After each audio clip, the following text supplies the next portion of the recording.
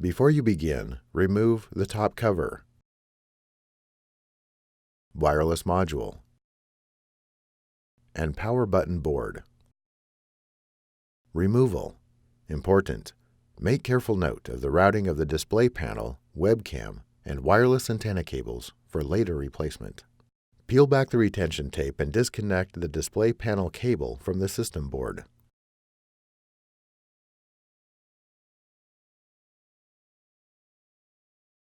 Remove the display panel cable from the routing channel on the base enclosure. Peel back the retention tape and disconnect the webcam cable from its connector on the system board. Remove the webcam and wireless antenna cables from the routing channel on the base enclosure.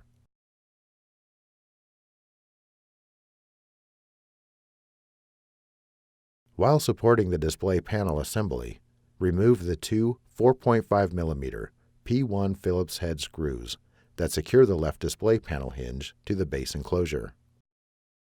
Remove the two 4.5mm P1 Phillips head screws that secure the right display panel hinge to the base enclosure. Carefully guide the display panel assembly out from under the lip on the base enclosure and remove. Reverse this procedure to install the display panel assembly.